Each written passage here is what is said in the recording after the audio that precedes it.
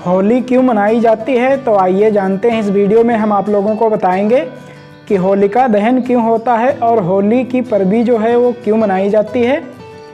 तो राक्षस कुल में एक राक्षस था जिसका नाम था हिरण्यकश्यप नाम का एक व्यक्ति था, जिसने ब्रह्मा जी की तपस्या करके ब्रह्मा जी की तपस्या की।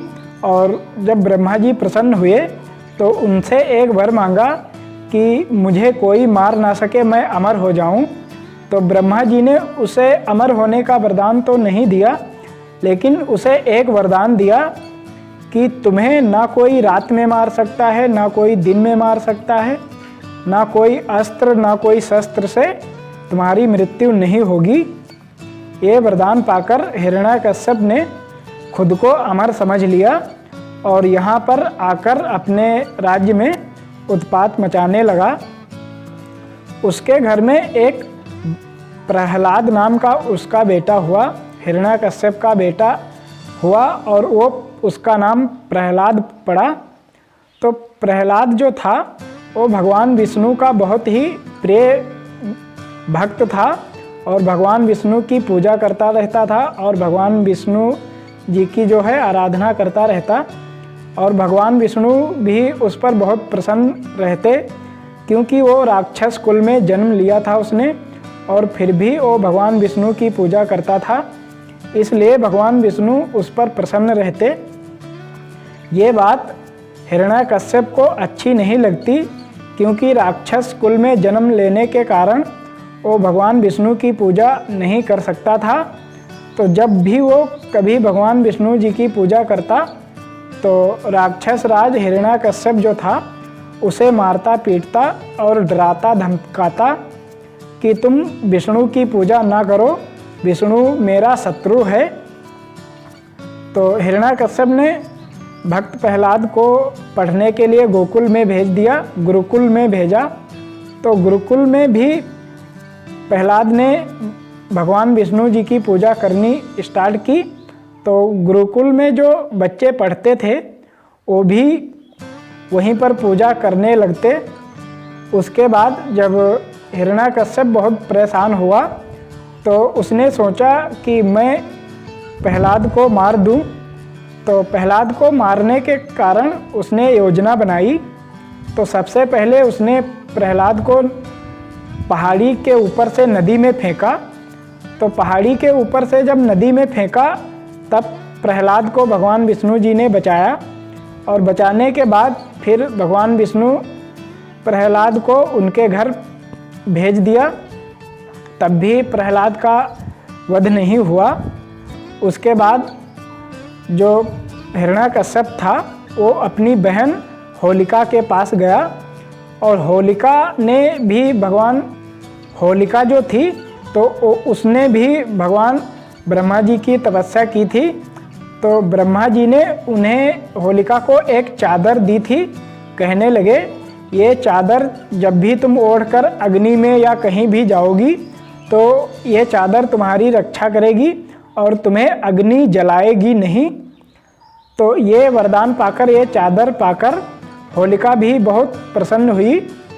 और जब हिरण्यकश्यप होलिका के पास गया तो उसने कहा कि मेरे बेटे को मारने की कोई योजना बताओ।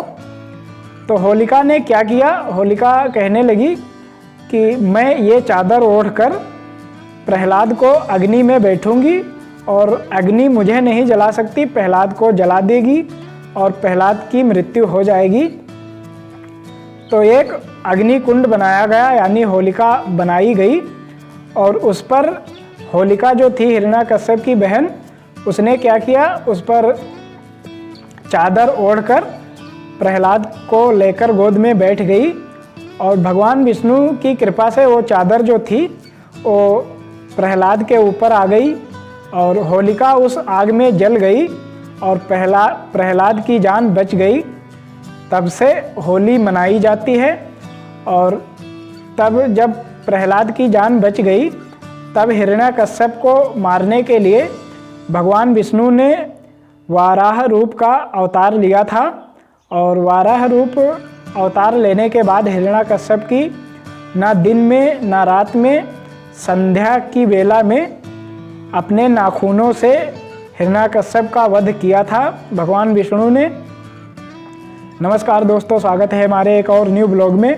रामायण कथा की अनसुनी कहानी के लिए आप लोग मेरे वीडियो को लाइक करें और चैनल पर पहली बार आए हैं तो चैनल को सब्सक्राइब करें, ताकि रामायण कथा की अनसुनी कहानी हम आप तक सबसे पहले लाते रहेंगे। तो जब हिरण्याकश्यप की मृत्यु हुई, भगवान विष्णु ने उनका वध किया। वध करने के बाद अब उस राज्य का राजा जो है भक्त प्रहलाद बने, और भक्त प्रहलाद जब राजा बने तो असुर लोक में यानी प्रहलाद की राज्य में सारे के सारे व्यक्ति जो प्रजा थी वो भगवान विष्णु की पूजा करने लगी। और पूजा करते समय प्रहलाद के राज्य में पूजा होने लगी भगवान विष्णु की। और भक्त प्रहलाद जो थे वो भक्त थे भी पहले से ही भगवान विष्णु के। तो उस राज्य में कोई भी अनहोनी नहीं होती जब तक भक्त प्रहलाद थे। और प्रहलाद के पोता जो थे वो राजा बलि थे। राजा बलि बहुत बड़े दानी हुए।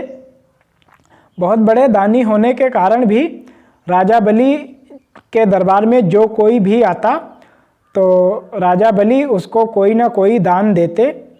आखिर में भगवान विष्णु ने बौना रूप धरकर राजा बलि के ब्राह्मण का रूप धरकर राजा बलि के यहाँ यज्ञ में गए और कहने लगे कि राजन, मुझे सिर्फ 3 पग धरती दे दीजिए, यही मेरे लिए काफ़ी है।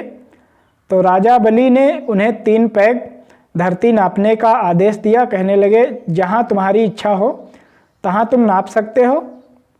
तो भगवान विष्णु ने तब अपने असली रूप में आए और एक पैग में एक लोग और दूसरे पैग में दूसरा लोग, और जब तीसरा पग रखने की बारी आई तो राजा बलि उनके सामने झुक गए और कहने लगे कि तीसरा पैग जो है वो आप मेरे कंधे पर यानी मेरे सिर पर रख लो और पाताल लोक भी नाप सकते हो।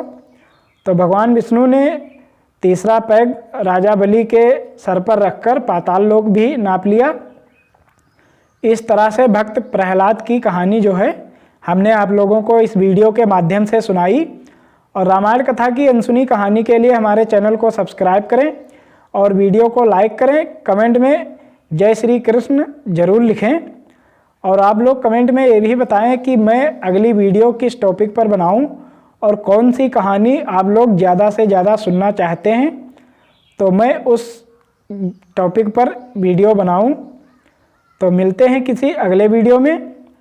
और आप लोगों के समक्ष मैंने एक कहानी रखी कि होलिका कैसे मनाई गई और होली क्यों मनाई जाती है। इस वीडियो में हमने आप लोगों को बताया कि होली क्यों मनाई जाती है। इसका टाइटल हम यही रखेंगे।